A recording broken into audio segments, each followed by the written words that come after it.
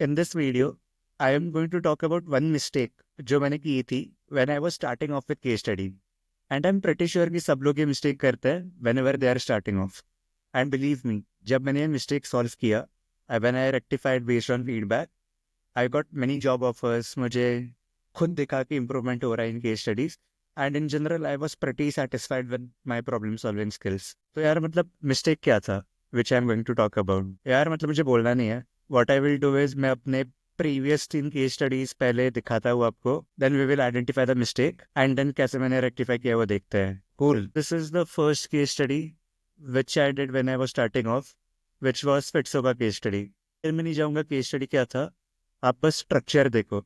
I always started with a problem space, understanding the problems, then मैंने segments identify करके personas ढूंढ के pain points identify किए and finally solution brainstorm करके उनको प्रायोरिटी दिया कि ये सॉल्यूशंस मैंने सब डाले हैं, what should be the priority.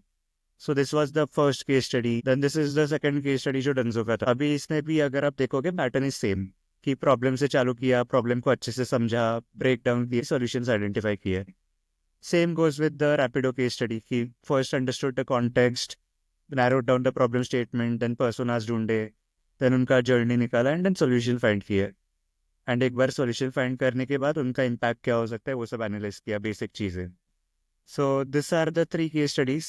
ऊपर ऊपर से बता दिया ताकि आपको आइडिया मिले कि what I did in the initial case studies which I was doing. तो इसमें गलती क्या है? अगर आप देखोगे प्रेजेंटेशन काफ़ी अच्छा बनाया है, पूरा पीएम प्रिंसिपल्स फॉलो किया है and everything is neat and clean as per PM standards. तो इसमें गलती क्या है? So when I took feedback from PMs, मुझे भी ऐसा ही लगा था कि मतलब यार इसमें तो गलती कुछ है ही नहीं, प्रॉपर पीएम केस स्टडी है. But that is when I realise कि मतलब I am missing the core part when it comes to PMing, and that is about just following frameworks too much. Like अगर आप कभी भी industry में जाओगे, no one follows the framework as it is when they are presenting. अभी क्यों नहीं follow होते? लेट्स टेक वन एग्जाम्पल, उससे आई थिंक आपको समझ में आ जाएगा. कि suppose I am a product manager working in sales and I am reporting to head of sales and also head of product. तो in this scenario मुझे एक केस स्टडी बना के देना है कि what problems I need to solve. तो अगर हम लॉजिकली सोचोगे फ्रॉम कंपनीज पर्सपेक्टिव, यार मतलब head of sales and head of product दोनों को हमारा कस्टमर पर्सोना पता है, उनको जर्नी भी पता है कि क्या जर्नी फॉलो करता है users. So does it make sense कि मतलब हम लोग ये सब चीज़ें प्रेजेंटेशन में डालेंगे? I think no. And why I think ये सब नहीं होना चाहिए, because whenever you are presenting any case study to anywhere, हम लोग को इंपॉर्टेंट चीज़ों पे ज़्यादा फोकस करना चाहिए जिससे हम लोग को उनके कन्विंसिंग के चांस बढ़ जाए. Because as a PM main responsibility of us is to identify the problem and make sure कि बाकी सब लोग अलाइंड हो टू सॉल्व दैट प्रॉब्लम. तो अगर मैंने ऐसे रिडंडेंट इन्फॉर्मेशन डालने लग गया कि जो सबको पता ही है, then it won't be useful, right? So that is where the learning came. कि मतलब यार ठीक है कि फ्रेमवर्क फॉलो करना is good to start with case studies, but जैसे आप आगे बढ़ते हो you can not rely completely on framework. काफी अदर पैरामीटर्स होते हैं वो आपको कंसिडर करने पड़ते हैं. For example context of problem which you are solving, आपको कितना टाइमलाइन दिया है सॉल्व करने के लिए, to whom you are presenting, कौन से डोमेन में है, मल्टीपल फैक्टर्स आ जाते हैं. एंड बेस्ड ऑन दैट आपको आइडेंटिफाई करना है कि how you can tweak the framework so that आप ऐसे केस स्टडी बना पाओ जिससे आप सबको कन्विंस कर लो. And this was my biggest learning. अब ये कैसे होगा कि हम लोग ऐसे केस स्टडीज कैसे बनाए फ्रेमवर्क से डिविएट होके. So I am linking one video of mine जो मैंने बनाया था on how I make presentations. I think that would give you a clear idea on how you can make those presentations. But yes, उसके बाद मतलब जैसे मैंने ये फीडबैक लिया, I implemented this feedback in more than 10 case studies. अगर आप next वाले केस स्टडीज देखोगे जो मैंने फीडबैक के बाद लिए थे, तो आपको पता चलेगा कि in all the case studies there is no standard format जो मैंने फॉलो किया था. My only thing was I focused on 3 main points कि मैं कैसे अच्छे से प्रॉब्लम आइडेंटिफाई करूँ, वो उसका सॉल्यूशन कितने अच्छे से ढूंढूँ, and finally how I present the solution effectively to the target audience I was catering to. तो ये 3 चीज़ों पे मेरा फोकस था रादर देन फ्रेमवर्क. मतलब मैंने फ्रेमवर्क को एज अ रेफरेंस लिया था, बट ऐसे नहीं था कि मतलब मुझे ये फ्रेमवर्क फॉलो करना ही है. बट इट वॉज लाइक कि मुझे ये प्रॉब्लम अच्छे से ढूंढ के सॉल्यूशन अच्छे से ढूंढना है एंड कैसे प्रेजेंट करना है बेस्ड ऑन मैं किसको प्रेजेंट कर रहा था उस पर.